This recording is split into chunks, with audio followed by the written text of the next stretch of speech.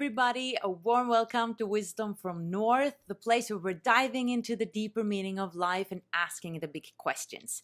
My name is Janneke, and today I'm here with weight solution specialist and lifestyle coach and event manager years ago for Teal Swan. Now, in 2011, Zach was very depressed and he weighed over 300 pounds. Then he became the big success story and lost 100 pounds. But after a while, he gained back 50 pounds and he felt like a failure. Now, today, he attributes his failure to a success because he has created his own coaching program and also philosophy related to weight loss. And that's what we will speak about today. And he is now helping clients all over the world. He has his own YouTube channel, and we'll also learn about what he learned from Teal Swan. Hello, Zach. How are you doing? I'm good. I'm so excited to be here. I've loved your channel for so long. So to be on it is such an honor. That's It's so like one of those nice. dreams coming true. And we're doing a collaboration, and I'm very excited about that. You're going to interview me on your Yes. channel because, Yes. like I told you, I have gotten some issues with weight myself, like my whole life. And Mhm. I haven't spoken that much about it, but I think many women do. But Yeah. today, in this interview, I want to learn about your story. Okay. And on your YouTube channel, you said something that was really, I thought was fascinating, because when you were 20 years old, on your 20th birthday, you prayed to God for him or her to show you a path in life. And you said you got a quick answer. I'm very curious about Yes. that. Well, I was in my second year at university at the time, or in the States, just college. But I was in my second year, and I was so unwell at the time. I had really ballooned up to a weight that did not feel good, and I was just feeling chronically sick and ill and depressed. And one night I was just I decided to do something self soothing. So I was taking a bath and I'm writing in my journal, and I just didn't recognize myself anymore. Like, who is this person writing these horrible things? I didn't have that traumatic of a childhood. And, I come from a supportive environment and family. So I was wondering, like, where is this all coming from? And so I really decided that I would go on a journey of figuring out what went wrong and how I got to where I went. So in that moment, I did pray, which is unlike me because that's not something I ever really did. And I said, just give me something, inspiration to help me move forward in life. Because from this stagnant place, I can't do anything. And from there, I just immediately started discovering lots of great materials on contemporary spirituality and really exciting, captivating science. And what it helped me do is kind of get outside my own little worldview, my own head, and kind of get out into the world and start to see that there are people with these perspectives that are incredible. And that's what started my whole health and spirituality journey. So Was that moment. was that when you met Teal and started working with Teal Swan? I didn't meet Teal for a couple years. I had watched some of her work leading up to it and read her book, and I just thought it was awesome. I was like, this is great work. It resonates with me. I could see how it's helping so many people. Actually, it was my final year of school, right around the springtime, that I messaged her business partner, and I was like, if you ever thought about doing a workshop in Chicago, which at the time that's where I was living, let me know. I'd love to help. And he immediately messaged back. It was one of those like acting on intuition things. And he's like, that's really funny because we literally just had a conversation about how we want to do an event there. So I'll send you some info. If you want to help us out, that'd be great. We'd appreciate it. That was kind of it. So I just took it upon myself to organize this event, never having really done an event before. I'd studied theater in school, so I was used to kind of putting things together and everything. But it was my first time doing a traditional seminar, And they got to Chicago, and immediately what stuck out to me about Teal is that she's just, you know, such a generous person. So when you meet her, she immediately like wants to get to know you. Is like, please come out to dinner, let's talk. Like, oh, I got the bill. Like, she's such a generous soul and personality. And so over the Chicago event, we just had so much fun. You know, we hung out and we pulled off this awesome event and got to know her her friends, and it was wonderful. And I didn't know at the time that that would be the next 2 years of my life, or a little less. But over the next 2 years, we would end up doing events all over the United States, Canada, Europe, and Australia and New Zealand. And it was quite the adventure and a great friendship. And after that, you started working on your own and started your own thing, and you also made, I think, a video together with Teal about obesity. Is that, yeah, correct? In 2014, we did a podcast about overcoming obesity. Unfortunately, it's no longer available online, but it was great.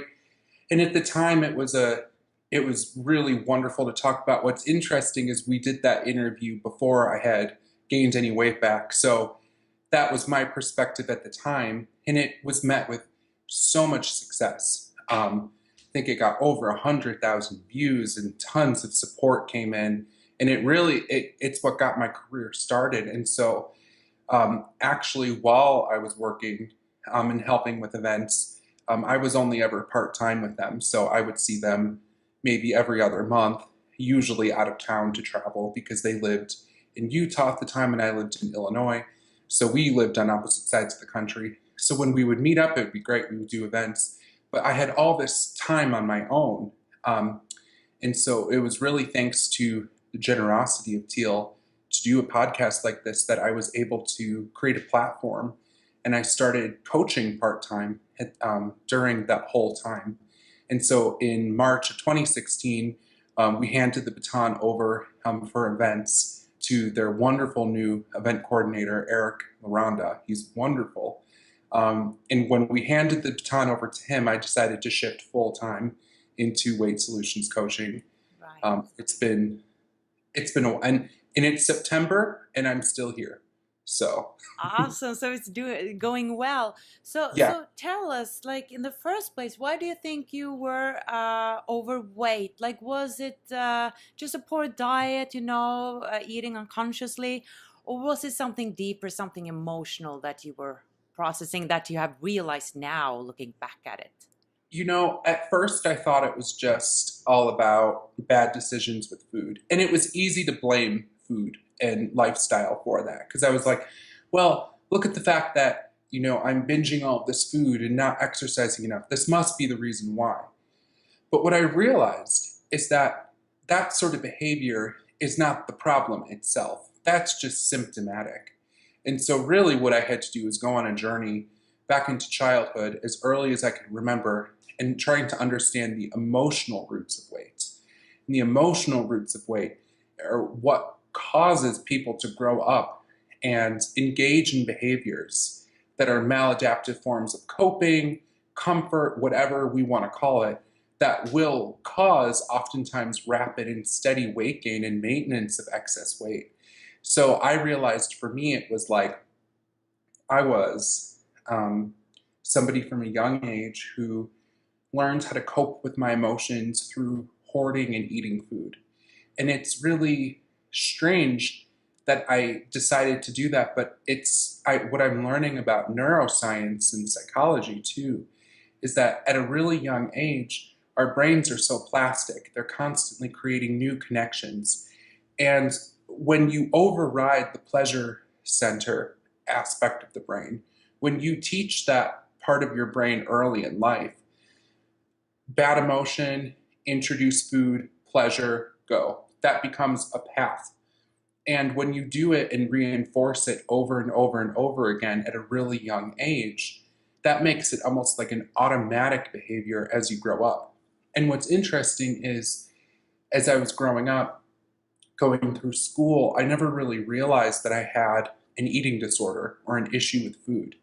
Because food was always like this sneaky thing that I'd use to comfort myself. And I'd pack away so much food constantly. And It I, is kind of strange. I mean, because you can so notice it, and look at yeah, others and see it at yourself, and you're not realizing it, and that tells me that we are denying so much in ourselves, or ignoring so much that we're not in touch with ourselves.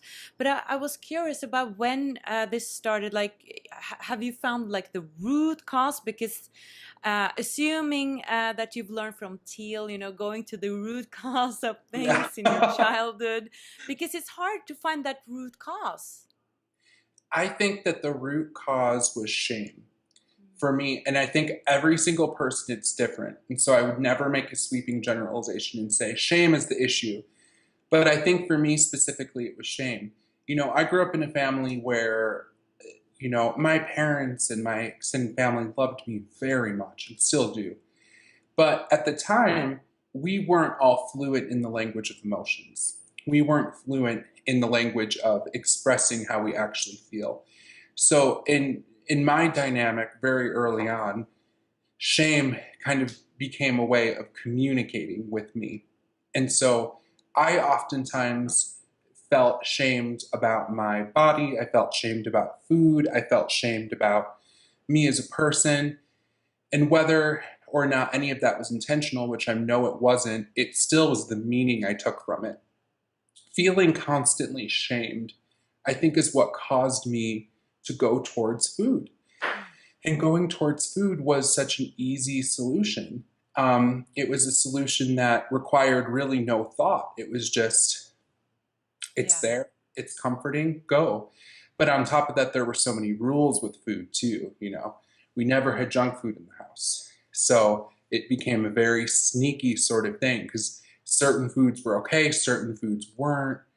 It was really complicated, kind So of messy. how did you manage to lose weight then? Because what I find is very difficult is when the stuff is in the childhood. Yeah. Because sometimes you find the root cause, sometimes you don't, and sometimes you do find the root cause, but you can't really change it. You don't manage to change it. But obviously you lost weight. So how did you do that? The first time I lost weight, it was because I shifted my addiction for food to my addiction for the number on the scale. And I'll just come out and say it. I Okay. was so intensely addicted to weighing myself and seeing the number go down and fitting into clothes that were smaller. I loved it. It was like a manic high. And I felt like I had finally had value and worth. And I felt like I was finally attractive. And I really relished that time of my life that I was thinner. And, the sad thing is that at the time, I hated my body more than I did even when I was really heavy. I Huh. realized that the thinner I got, the worse my own inner critic became about Wow. my body, and the weirder the sort of food binges became. It became very strange. And it's like I tell people that like your health is only as strong as the foundation from which you build it upon. And if your foundation is really, rocky and not strong at all, the second that you introduce a major stressor, it's going to come toppling down. And that's what happened with me. I couldn't keep up with running 5 miles a day, and I couldn't keep up with withholding, carbs. Like, I couldn't do it.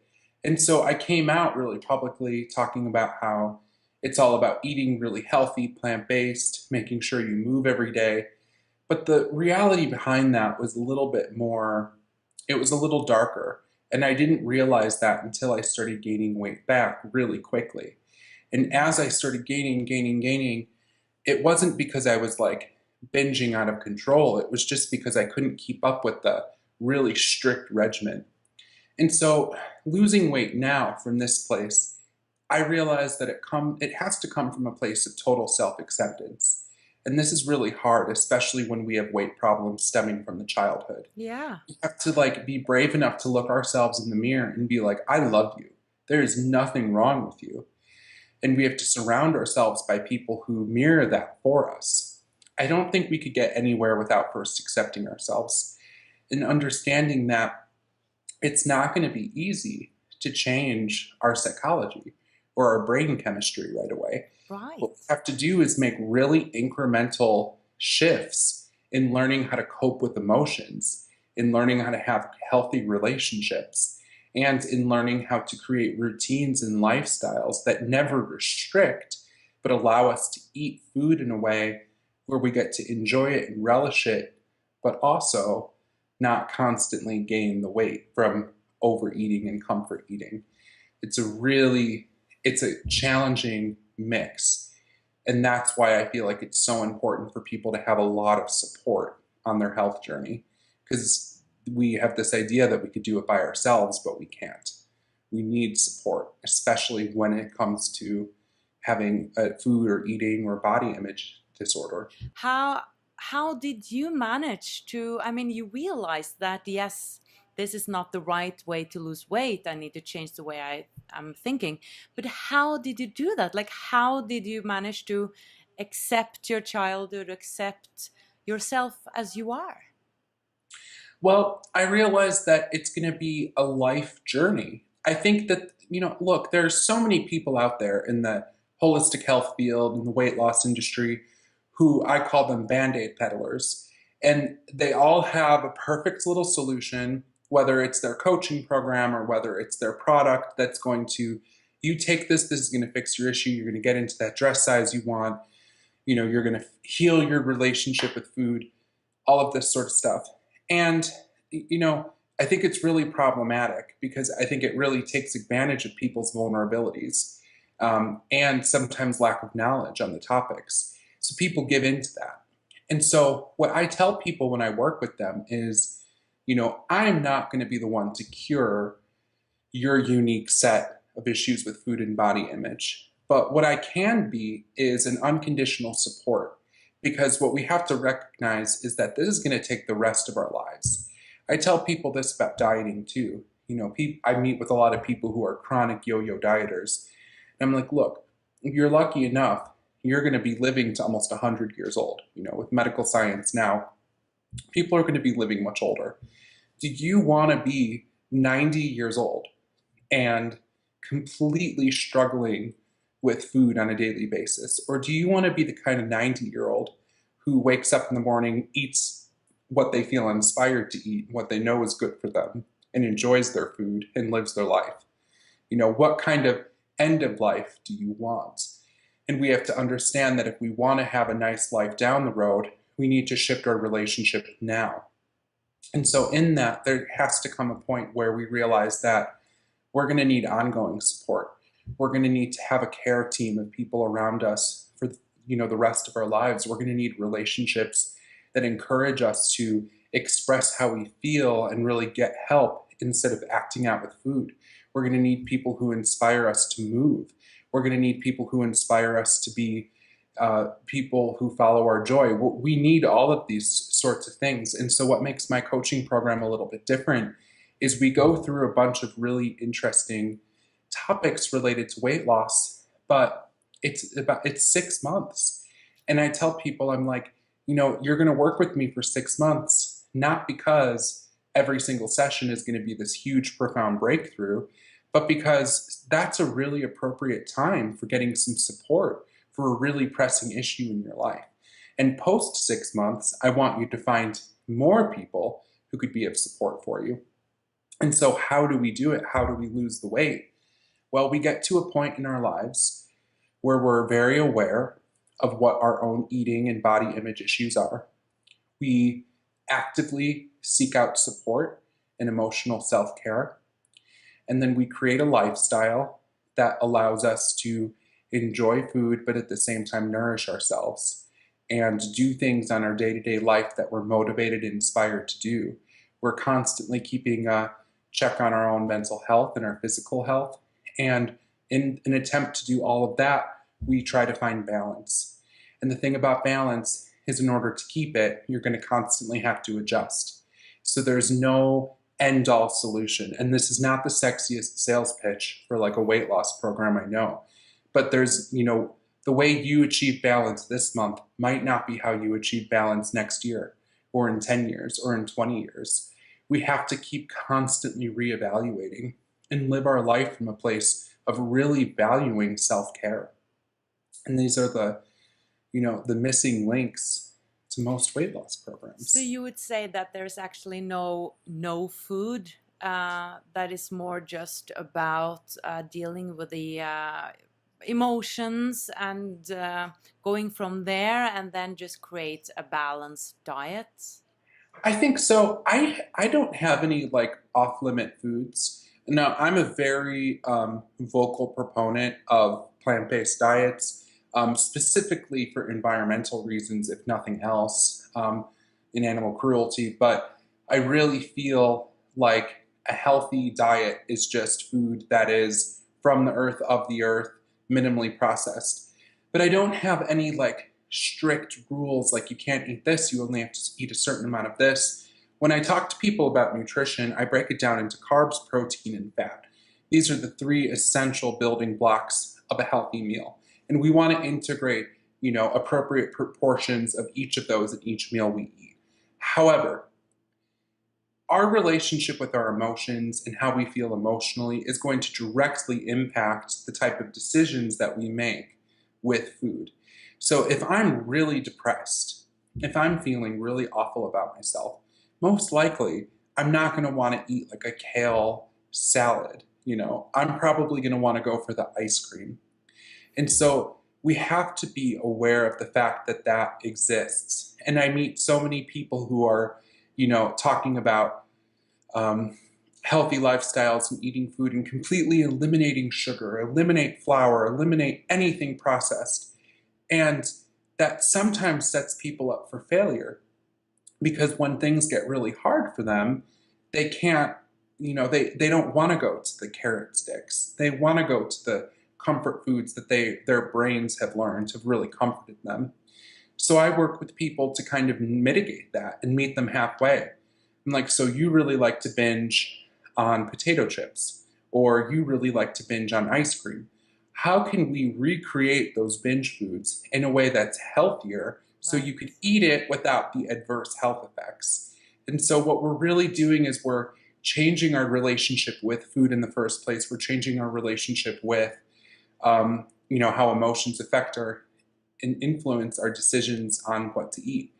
But then again, I tell people, I'm like, life is too short to eat bad desserts. So, when you're out, get that really fabulous dessert, eat that savory dish. This is life. And people with really healthy relationships with food are able to do that. Like they go out a night on the town and they get dessert and they enjoy it. But then when they're done with the dessert, they're done with the dessert. But the difference between folks who have issues with food is it's like, no, now we're never done. We need more and more. So we really have to work with that. So I guess you're right. I guess I'm not really peddling, one philosophy on how to eat and how to live your life. Instead, I think that it's our relationship with food in the first place and our relationship with our emotions in the first place that are so much more important than the external. In the beginning of our talk today, I talked about how my relationship at first with overeating and not moving enough. I talked about how I felt like that was really symptomatic, and I really stand by that. We don't develop these behaviors without having been really hurt in the first place. Um, But do you think we're all supposed to be thin in a way, or can it be okay to be a little bit overweight? Or yes, absolutely. I am a huge proponent of the body positivity movement, and I think that all body types are unique, and I think it really depends on what kind of body you have. But I know some people who have really curvy body shapes, and that's perfectly healthy for them. And I know some people who, even if they had an ounce of fat on them, that wouldn't be very healthy for them. It's a total spectrum. It depends on your unique body. I'm really fortunate to work with people who are really morbidly obese. And we have a conversation when we start working where I'm like, I want to manage your expectations. If you are successful in losing weight, you're never going to be able to manage being super skinny. Your body, your metabolism, your brain has been altered by your body weight. So if you could lose a certain amount of weight and successfully keep it off the rest of your life, that would do so much better for you and your health than it would be to gain a ton of weight and gain it all back. So I tell people, I'm like, regardless of what size you are, if you can maintain a lower weight, whether it's 5 pounds lower or 10 pounds lower, that's wonderful. But I also think that a lot of people think that they need to lose weight and they don't necessarily need to, because losing weight is oftentimes a euphemism to kind of shaming ourselves for not being absolutely perfect. And the reality is, perfection is an illusion.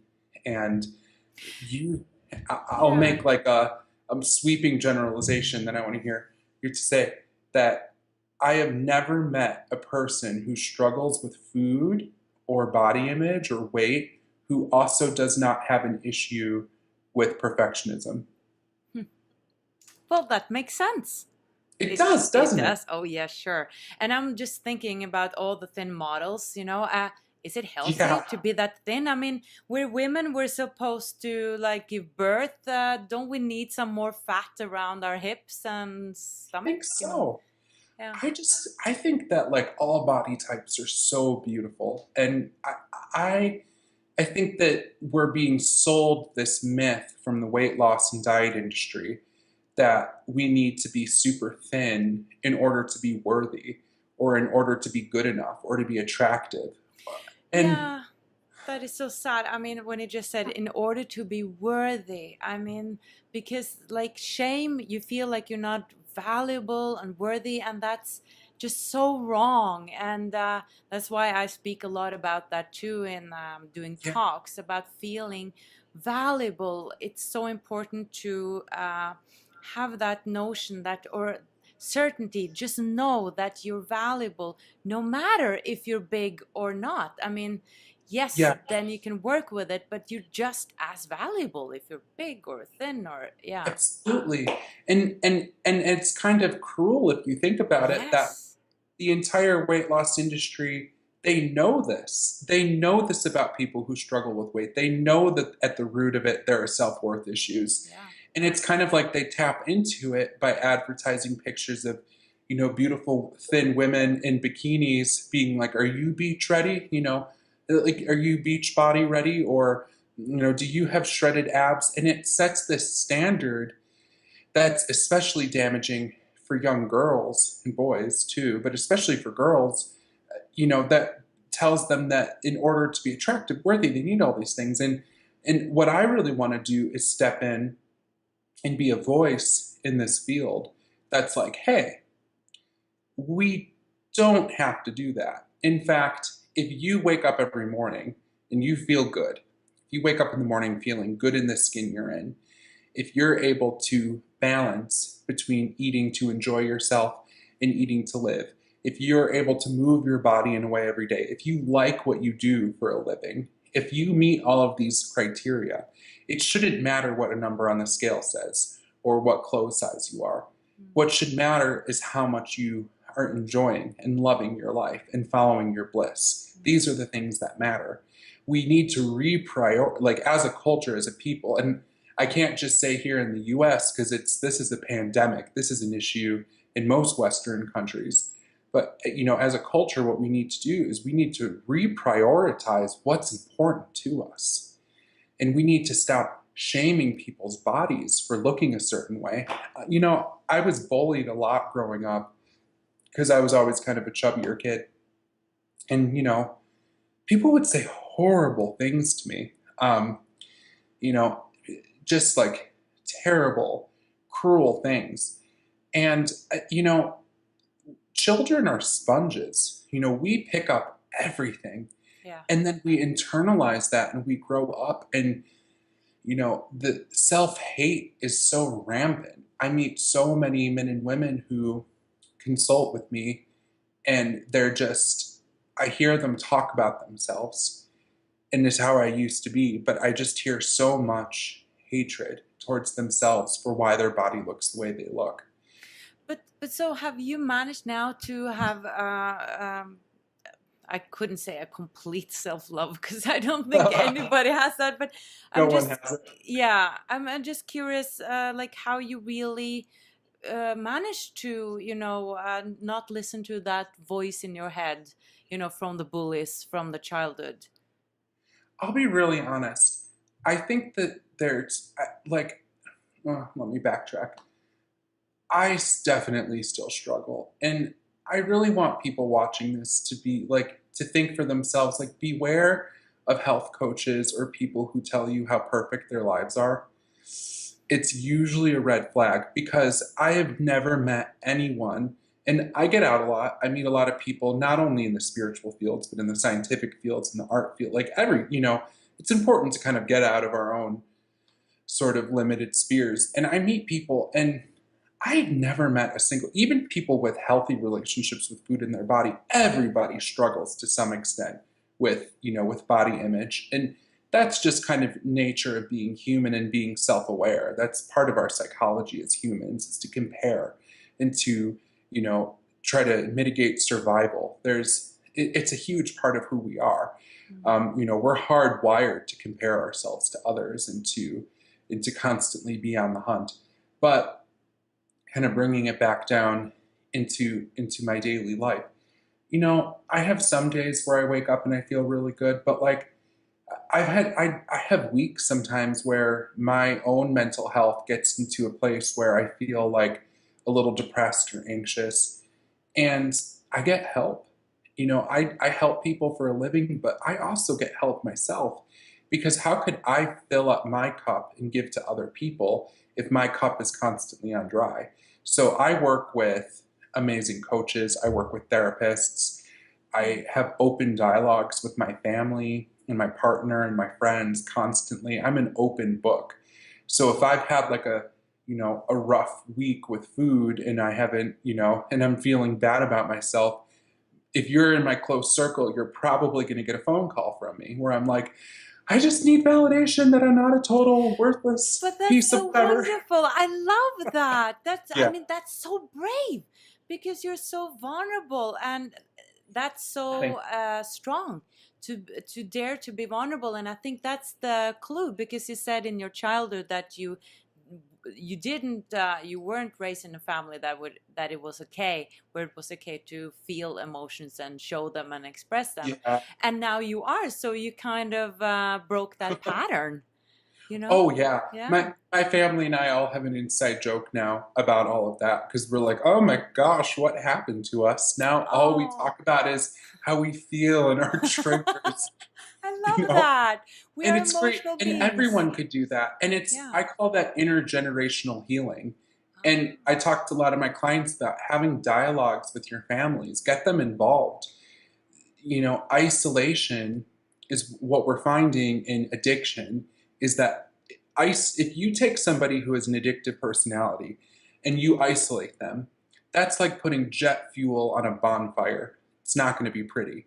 That bonfire is going to explode. And I'm going to go as far as to say that, with image issues, with body image issues, that is a type of addiction. Now, it's not like, mainlining heroin, but it's an addiction of its own type. And isolating ourselves when times get hard makes it only worse. And the reason I tell people to beware of the illusion of perfection, especially in other public figures or people who claim like they have all the solutions, is because perfection simply cannot exist in in our lifestyles. Because to say something's perfect is to say it's unchanging and it's unfaltering and that it will remain constant. And I think that the only constant in life is change. Yeah. So we have to constantly readjust and find out what works for us and what doesn't. And sometimes that means, if you're having a bad week, just being honest and open about it. I never used to be this way. I used to struggle and kind of internalize it. And I'm one of the few people in the weight loss industry now, and I'm entering into the body positivity movement too. But like, I still am working through my own weight issues. I definitely have weight I'd like to lose, not because I think I'll be more worthy when I lose it, because I know I'll still be the same person, but because I know that I might wake up in the morning feeling a little bit more energetic. and feeling even more in love with myself. Now, self-love is this, lifelong journey, and no one masters it. It takes our whole life. But I just feel like what we need right now in the health world is more vulnerability and more people willing to open up that they struggle too. And just because you struggle doesn't mean you can't help others. Because oftentimes it's, our own very wounds are the ones we're meant to heal in others. And I really firmly believe that. And I definitely wouldn't be in the position I'm in right now where I have a, successful weight solutions coaching business and I get to talk to amazing people like you without the support that I have in my life. So anytime somebody sees me on a screen or writing a blog or, hires me for a coaching session, that I am only there as a result of the people in my life who helped me get here. We're only as strong as our support systems are. And so I would say to anybody watching this who's struggling with weight or struggling with eating disorders is that you're not meant to go through this alone, that this is an invitation for you to go within and see what happened to you. Nothing's wrong with you. Instead, a lot has happened to you, which has caused this to happen. And to start getting some real support and to drop the idea that your health journey has to look one way and to drop the idea that you have to eat a certain way in order to lose weight. The most important thing to do is to heal your relationship with food before you start eliminating types of foods from your diet, and to find ways to move your body every single day that doesn't feel like punishment for what you ate and instead feels like a celebration of your ability. So I never go on if I had I'm hesitant to say this, but if I had a bad night, where I totally comfort ate because partner and I got in an argument about, feeding the cat, and now I feel guilty because I let the apartment get messed, whatever, some silly thing that happens. And then I get all oh, I'm so upset. And so I'll sit on the couch and I'll eat too much. The next morning when I wake up, I'm never okay, time to go run 10 miles to burn that all off. Instead, I wake up in the morning and I'm like, what would feel good for my body right now, movement wise? And usually if I've struggled, if I've had a little, if I've had a stretch where I haven't been eating super mindfully, oftentimes the answer comes in the form of take a walk, go to your favorite nature trail, go take a walk, or do some house chores, or, do the elliptical, something soft and something easy, celebrating what I could do that morning. My relationship with exercise has been something that's been evolving for a long time. And I didn't used to talk about movement much, but now I talk about it a lot. Everybody has to move, whether you're 700 pounds, whether you're underweight, whether you're young or old. It's important that we move our bodies every single day. There's no right or wrong way to do it. We don't need to sign up for fancy gyms or buy fancy equipment or do, weight loss workout DVDs. We don't need to do any of that. What we need to do is we need to check in with our body and ask our bodies, what could you manage to do right now? What would feel good? And let the answers come. I love that. I loved everything you said. I was just, yeah, I was really touched. Oh, it's beautiful, Zach. Yeah, and thank you so much. And all the best with your work and your YouTube channel. And for you guys watching, if you're having issues with weight, I can really recommend checking out Zach's channel, or contact him, or just check out his channel because he has a lot of inspirational videos there about other things too. Interesting conversations. So thank you so much, Zach. I really appreciate it. And I do free consultations on my website because I do programs. And so zachmoyer.com, there's tons of information. We could talk for free too. And thank you for plugging my channel. I'm super excited. I'm getting motivated and getting momentum going in it. And I'm so excited to be doing this with you. I really appreciate you taking your time to talk with me today. And I hope that this interview helps people who see it. Yes, and I'm excited to do our interview, which we will do now in 5 minutes. So make sure you check out that too. Thank you for watching, guys, and remember to subscribe to my channel if you haven't before. Much light from Oslo and the US. Bye bye.